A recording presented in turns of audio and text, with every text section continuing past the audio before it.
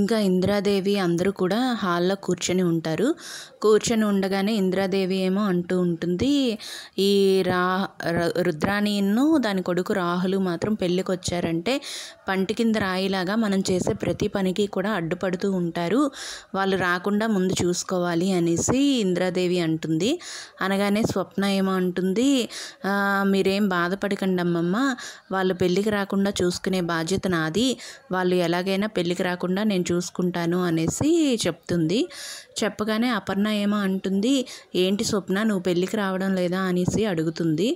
అడిగితే స్వప్న ఏమో అంటుంది, మీ స్వప్నం నెరవేరాలి అని అంటే ఈ స్వప్న పెళ్ళికి రాకూడదా ఆంటీ, మీరు వెళ్ళండి, వీళ్ళు రాకుండా నేను చూసుకుంటాను, మీరు పెళ్ళి ఆపడానికి ట్రై చేయండి, నేను వీళ్ళని ఇక్కడ ఆపుతాను అనేసి స్వప్న అంటుంది.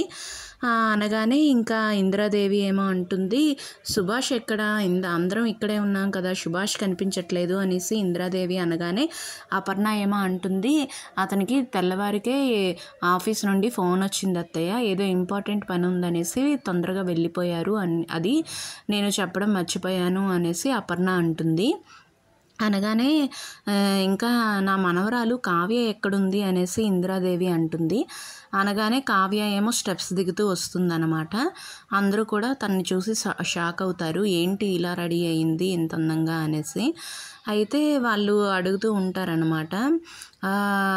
కావ్య ఏమో అడుగుతుంది ఇంద్రాదేవికి వచ్చి, అమ్మమ్మ నా చీర ఎలా ఉంది అనేసి అడిగితే, నీ చీర బాగుంది అంతా బాగుంది అనేసి ఇంద్రాదేవి అంటే, అపర్ణ మాత్రం అంటుంది, మనం వెళ్తుంది ఏదో పక్కింటి వాళ్ళ ఫంక్షన్కో లేకపోతే షాపింగ్కో కాదు, నువ్వు ఇంతలా రెడీ అవ్వడానికి, అయినా నీకు కొంచెం కూడా బాధ లేదేంటే, మనం వెళ్తుంది నీ మొగుడు పెళ్ళికి అనేసి అంటే, ఇంకా కావ్య ఏమో అంటుంది, నాకైతే నమ్మకం ఉంది అత్తయ్య, మాది బ్రహ్మ వేసిన బ్రహ్మముడి అనేసి గట్ట చెప్పబోతూ ఉంటే ఇంద్రాదేవి ఏమో అంటుంది, అమ్మ నీకో దండమే తల్లి, నువ్వు ఆపు, ఆ బ్రహ్మముడి అనుకొని ఇంకా చెప్పావు అని అంటే సాయంకాలం అవుతుంది చెప్పేసరికి, ఈలోగా నా మనవడికి అక్కడ పెళ్ళి కూడా అయిపోతుంది అనేసి ఇంద్రాదేవి అంటుంది.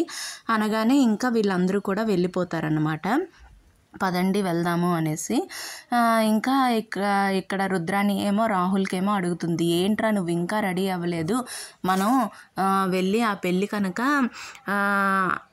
ఆగిపోయేటట్టు గట్ట అయ్యి మనం ఇచ్చేయలేదు అని అంటే మాత్రం యామిని మనల్ని బ్రతకనివ్వదు, ఆ పెళ్ళి ఎలాగైనా కన్ఫామ్గా జరగాలి, అది అసలుకే సైకో, మనల్ని చంపేస్తుంది అనేసి గట్ట రుద్రాణి అంటే, రాహుల్ ఏమో ఏం లేదమ్మా గ్రేజర్ పని చేయట్లేదు అందువల్లనే లేట్ అయింది అనేసి అంటాడు. అయితే రుద్రాణి అంటుంది, ఏంటి ఒక్కరోజుకి వేడి నీళ్ళు లేకపోతే నువ్వు స్నానం చేయలేవా, ఒక్కరోజుకి చల్లటి నీళ్ళు చేయొచ్చు కదా అనేసి అంటే, ఏం లేదమ్మా 2 minutesలో నేను రెడీ అయ్యి వచ్చేస్తాను, నువ్వు వెళ్ళి హాల్లో కూర్చో అనేసి అంటాడు. అయితే వీళ్ళ మాటలేమో స్వప్న వింటుందన్నమాట డోర్ పక్క నుండి. తను డోర్ లాక్ చేసి వస్తుంది. లాక్ చేసి కానీ రుద్రాణి ఏమో ఓకే అనేసి చెప్పి వెళ్ళబోతూ ఉంటే డోర్ ఏమో రాదనమాట. అయితే తినేమనుకుంటుంది అనమాట, డోరు గట్టిగా ప్రెస్ చేయడం వలన డోర్ లాక్ పడిపోయిందా ఏంటా అనేసి అనుకుంటుంది. అయితే ఈలోగా రాహుల్ కూడా రెడీ అయ్యి వచ్చేస్తాడు. ఏమైందమ్మా అంటే, ఇలా డోర్ లాక్ పడిపోయిందిరా అని అంటాడుద్ది. అనేసరికి ఉండు నేను చూస్తాను అని రాహుల్ అయితే ఆ డోర్ లాగుతాడు కానీ అది రాదనమాట. రాకపోతే ఇంకా రాహుల్కి అర్థమవుతుంది, మనం పెళ్ళికి వెళ్ళకూడదు అనే వీళ్ళందరూ కూడా ప్లాన్డ్గా డోర్ని లాక్ చేసినట్టున్నారమ్మా అనేసి రాహుల్ అంటాడు. అనగానే ఇంకా రుద్రాణి ఏమో స్వప్నకి కాల్ చేస్తూ ఉంటుందన్నమాట. కానీ స్వప్న ఏమో కాల్ లిఫ్ట్ చేయకుండా the number you have called is currently out of reachable అనేసి చెప్పేస్తుంది, నాట్ రీచబుల్ అని. అయితే వీళ్ళు ఏదో ప్లాన్ మీద ఇచ్చేశారు, మనం ఇప్పుడు ఎలా వెళ్ళాలి అనేసి వీళ్ళు ఆలోచిస్తూ ఉంటారు. ఇంకా పెళ్ళి దగ్గర ఏమో ముత్తైదువులందరూ కూడా ముహూర్తపురాటకి పసుపు రాస్తూ ఉంటారనమాట. ఇక శాస్త్రి గారు వచ్చి, ఏంటమ్మా ఒంటికి సబ్బు రాసుకున్నట్టు అంత సున్నితంగా రాస్తున్నారు, పసుపు అనేది శుభసూచకమే కదా, మీరు గట్టిగా రాయండి, ఎంత పసుపు రాస్తే వాళ్ళ కాపురం అంత పచ్చగా ఉంటుంది అనేసి గట్ట అంటూ ఉంటారు. ఈలోగా యామిని వాళ్ళ అమ్మగారు వచ్చి శాస్త్రి గారికి అడుగుతారన్నమాట, పంతులు గారు ఇంకా ముహూర్తపురాట తర్వాత నలుగు తర్వాత ఇంకా మంగళ స్నానాలే కదండి అని అంటే, అమ్మ ఈ పెళ్ళికి శాస్త్రి ఒప్పుకున్నాడు అని అంటే ఇది శాస్త్రి పెళ్ళి లెక్కనే, మీరేమీ బాధపడద్దు, మీరు అమ్మాయి అబ్బాయి గురించి ఆలోచించండి, మిగిలినవన్నీ నేను చూసుకుంటాను అనేసి ఈ శాస్త్రి ఏమో అంటాడు. అంటే అక్కడ ఉన్న అసిస్టెంట్ మాత్రం అంటాడు, ఏంటి గురువుగారు మీ పెళ్ళిలాగా చూసుకుంటాను అని అంటున్నారంటే కట్న కానుకలు కూడా మీరే తీసుకున్నారా ఏంటి అనేసి అడుగుతాడనమాట.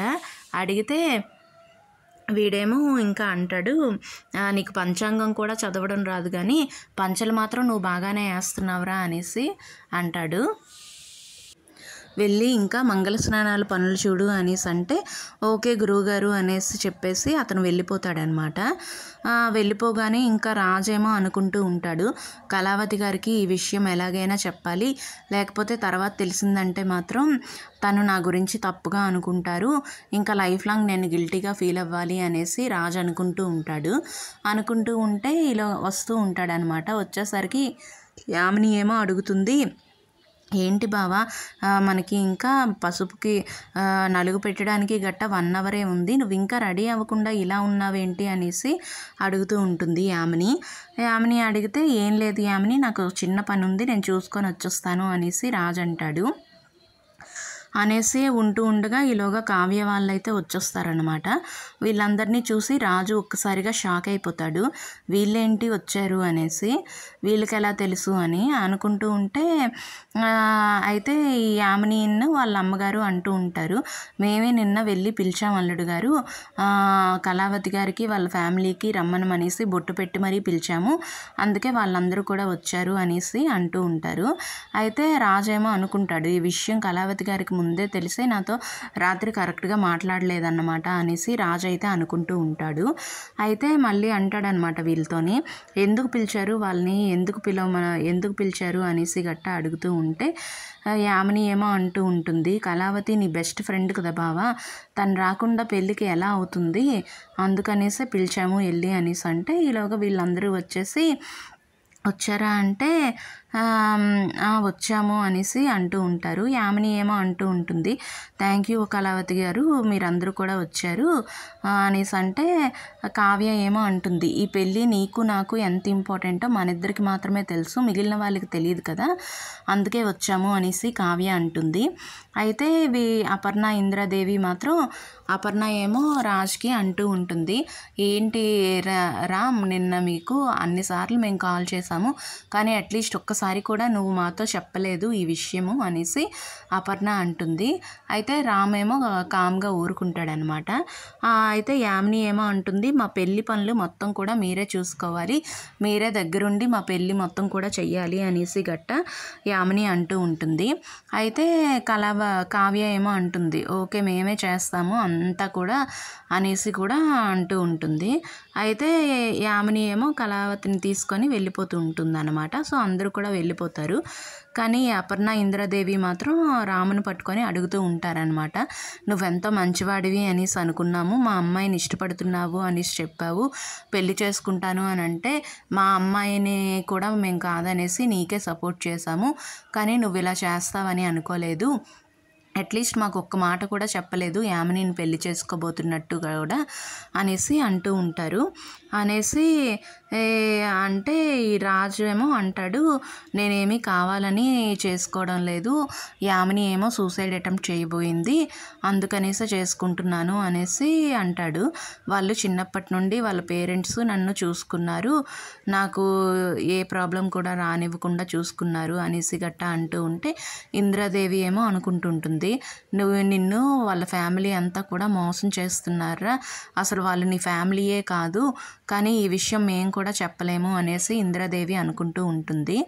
అయితే అలా అనేసి వెళ్ళిపోతుంటాడనమాట. వెళ్ళిపోతూ ఉంటే ఈలోగా అప్పు కళ్యాణ్ ఇంద్రాదేవి దగ్గరికి వస్తారు. వచ్చి ఇంద్రాదేవి ఏమో అడుగుతూ ఉంటుంది, మన ప్లాను ఎంతవరకు వచ్చింది అని అంటే ఓకే మన ప్లాను సక్సెస్ నానమ్మ అనేసి కళ్యాణ్ అంటాడు. ఏంటి ఆ ప్లాను అనేసరికి ముత్తైదువులు అక్కడ ముహూర్తపురాటికి రాస్తూ ఉంటారు కదా పసుపు, వాళ్ళు ఏంటి అంటే ఆ కర్రని కట్ చేసేస్తారనమాట, హాఫ్ కట్ చేసేసి ఆ మీదన ఒక వైర్ అనేది కడతారు, ఆ వైర్ లాగానే అది పడిపోవడానికి ప్లాన్ చేస్తారు. ఓకే మేము కరెక్ట్గానే ప్లాన్ చేసాం నానమ్మ అనేసి కళ్యాణ్ అయితే చెప్తాడు. చెప్తే ఇంద్రదేవి ఏమో అడుగుతూ ఉంటుంది, నేను ముత్తైదువుల్ని సెట్ చేయమన్నాను కదా, అది ఎంతవరకు వచ్చింది అనేసి. అయితే ముత్తైదువుల్ని కూడా సెట్ చేసాము ఇదిగోండి అనేసి అక్కడ ముత్తైదువుల్ని ఇక్కడ చూపిస్తారు. చూపిస్తే ఇగోటి వీళ్ళేని అనేసి కళ్యాణ్ చూపిస్తాడు. చూపిస్తేనేమో అయితే ఒకసారి మీరు ఎలా యాక్ట్ చేస్తారో మాకు చూపించండి అని ఇంద్రాదేవి అడగగానే వీళ్ళేమో అంటూ ఉంటారు, మీరు యాక్షన్ చెప్పండి సార్, మేము మిగిలిందంతా చూసుకుంటాము అని అంటే కళ్యాణ్ ఏమో అంటాడు, ఇదేమీ సినిమా కాదు నేను యాక్షన్ చెప్పడానికి, మేము జస్ట్ సైగ చేస్తాము అప్పుడు మీరు యాక్ట్ చేయాలి అనేసి కళ్యాణ్ చెప్తాడు.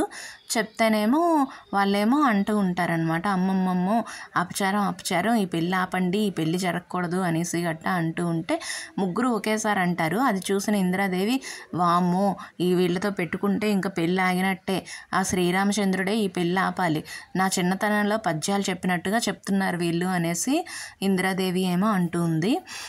అనగానే ఇంకా వీళ్ళు ఉంటారు కదా ఆర్టిస్టులు, వాళ్ళేమో అంటారు, మేము సీనియర్ మోస్ట్ జూనియర్ ఆర్టిస్టులు మేడం, మా పెర్ఫార్మెన్స్ అంతా మీరు స్టేజ్ మీదే చూడాలి అనేసి గట్ట వీళ్ళంటే ఓకే మీరు ఏడ్ చేస్తారో ఏంటో అనేసి వీళ్ళందరూ కూడా వెళ్ళిపోతూ ఉంటారనమాట.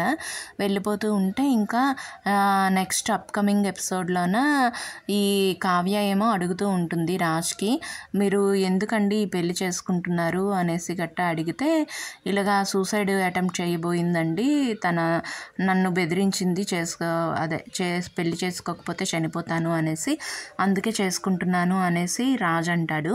అయితే కావ్య ఏమో అంటుంది, ఎవరైనా సూసైడ్ అటెంప్ట్ చేసుకుంటాము, మేము చనిపోతాము అని అంటే మీరు పెళ్లి చేసేసుకుంటారా, మన మనసుకు నచ్చి మన మనసుకు దగ్గరైన వాళ్ళకే చేసుకోవాలి అనేసి గట్ట కావ్య అంటుంది. అనేసి మీ మనసుకి ఎవరు కూడా అలా దగ్గరైన వాళ్ళు లేరా అని అడుగుతుంది. అడిగేటప్పుడు ఈ రాజ్ అయితే కావ్య చెయ్యిని తీసుకొని తన గుండె మీద పెట్టుకుంటాడనమాట, తన ప్రేమని ఎక్స్ప్రెస్ చేస్తూ ఉంటాడు.